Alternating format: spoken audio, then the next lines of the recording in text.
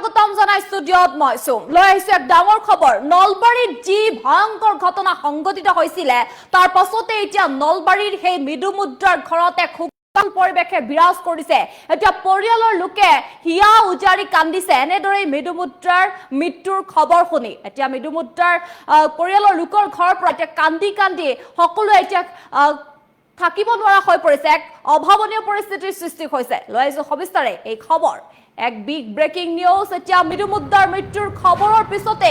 কান্দোনত ভাগি পৰিছে পৰিয়ালবৰ্গ এতিয়া হিয়া উজাৰি কান্দিছে সকলোতে আগবঢ়া ছোৱালী আছিল তাই এইদৰে মন্তব্য কৰিছে মৃদুমুদ্ৰাৰ বৰমাকে লগতে কৈছে ভাল হৈ আহক তাই আমি তাকেই কামনা কৰিছিলো এতিয়া কান্দি কান্দি বৰমাকে এইদৰে কৈছে মানসিকভাৱে সুস্থ হৈ উঠক বুলি আমি তাইক একো প্ৰেছাৰ দিয়া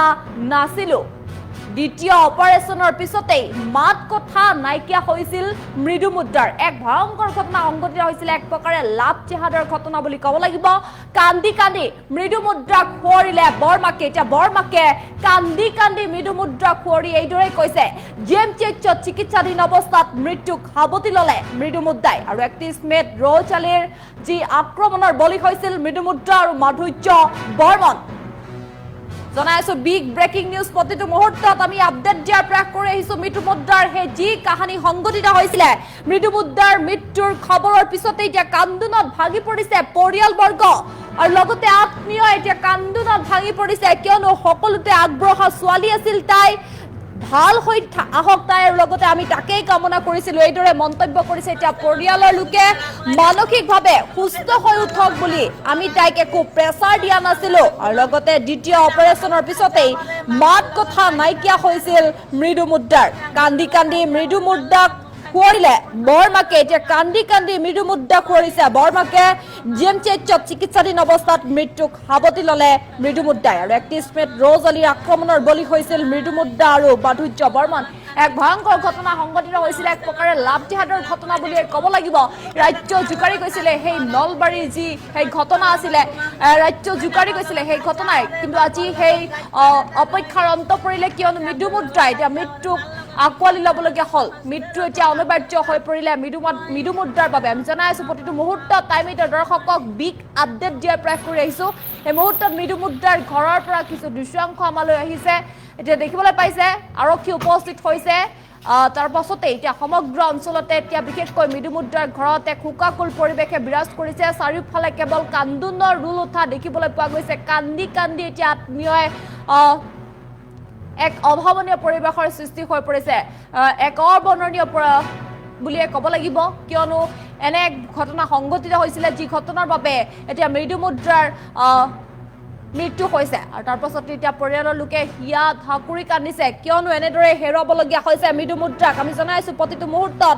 বিগ আপডেট টাইমিটাৰ দৰ্শকক নলবাৰীত যি ঘটনা সংঘটিত হৈছিলে সেই ঘটনাৰ আজি অন্ত পৰাৰ দৰে হৈ পৰিছে মৃদুমুদ্ৰাৰ মৃত্যুক আকোৱালি ল'বলগীয়া হৈছে আৰু এতিয়া নলবাৰী কাণ্ডৰ ভুক্তভোগী মৃদুমুদ্ৰাৰ পৰিয়ালত এতিয়া কান্দোনৰ ৰোল উঠা দেখিবলৈ পোৱা গৈছে আৰু জনাই আহিছো প্ৰতিটো মুহূৰ্তত যে এতিয়া জিএমচিএইচত 7:30 চিকিৎসাধীন অৱস্থাতে মৃত্যু হৈছে মৃদুমুদ্ৰাৰ আৰু 31 মেত ৰৌচালিৰ আক্ৰমণৰ বলি হৈছিল মৃদুমুদ্ৰা আৰু ভাতৃ মাধুৰ্য বৰ্মন আৰু ঘটনাস্থলীত থিতাতে মৃত্যুক সাৱটি লৈছিল মাধুৰ্য বৰ্মনে আৰু দীৰ্ঘদিন ধৰি চিকিৎসাধীন হৈ থকা মৃদুমুদ্ৰাই অৱশেষত পৃথিৱীৰ পৰা এতিয়া বিদায় ল'লে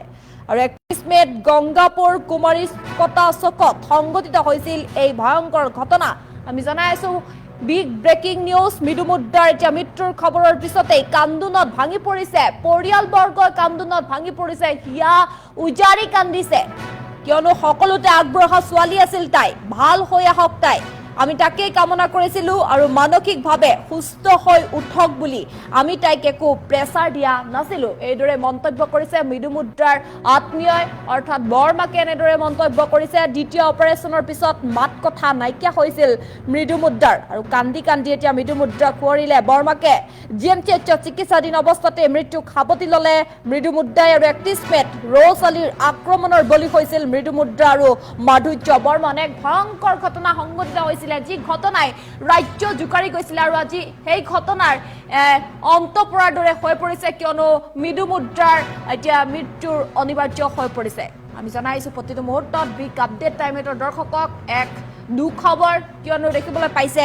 মৃত্যু এতিয়া মৃদুমুদ্ৰাৰ বাবে অনিবাৰ্য হৈ পৰিল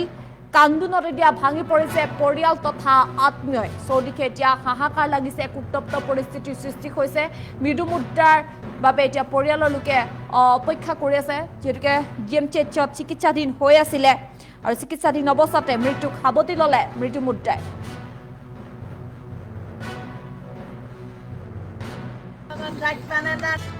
গম পাইছো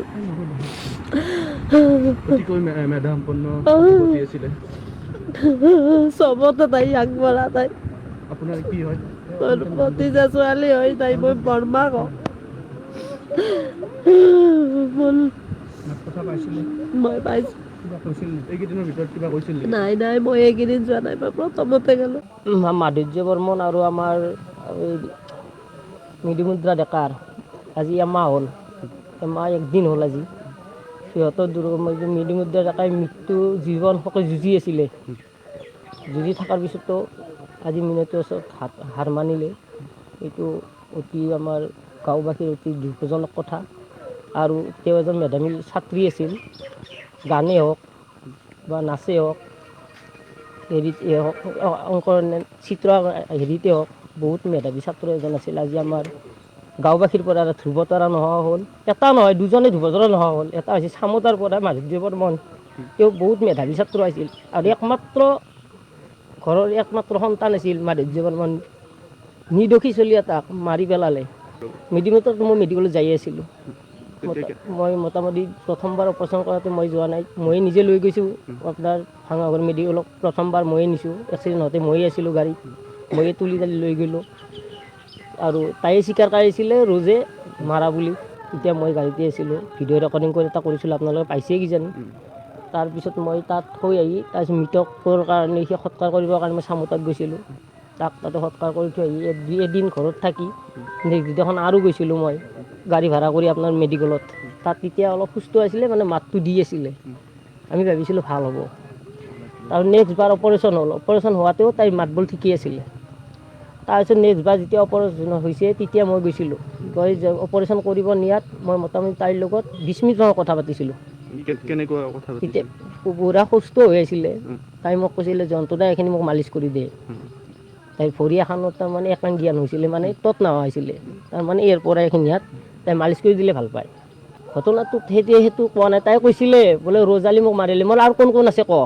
মই গাড়ী সুধিছিলোঁ তাই কৈছে নাই মই অলপ সুস্থ হ'লে মই ক'ব পাৰিম তাৰপিছত লগে লগে তাই চেঞ্চলেছে হৈ গ'ল সেই বাজে আজিকালি উলিয়াবই নোৱাৰিলোঁ এই কথাটোৰ কাৰণে মই গৈছিলোঁ মই যদি কিবা এটা কওক আৰু এনেকৈ কৈ মই 20 মিনিট সময় কথা পাতিছিলোঁ তাইৰ লগত অপাৰেশ্যন কৰিব নিয়াৰ আগত তাইক এই কথাটো মই সোধা নাছিলোঁ বহুত সেই কৰিছিলে আৰু কান্দিছে মোৰ লগত বহুত কান্দিছে তাই অসুস্থ হোৱা বুলি কেতিয়া গম পালে গুৰুতৰভাৱে আৰু অসুস্থ হোৱা আজি 3 দিনমানৰ পৰা গম পাইছোঁ আৰু মোৰ সৰু ভাইটো তাতে আছে এতিয়ালৈকে আহিয়ে পোৱা নাই সিও তাতে আছে মই যাব নোৱাৰিলোঁ মই যোৱা কথা আছিলে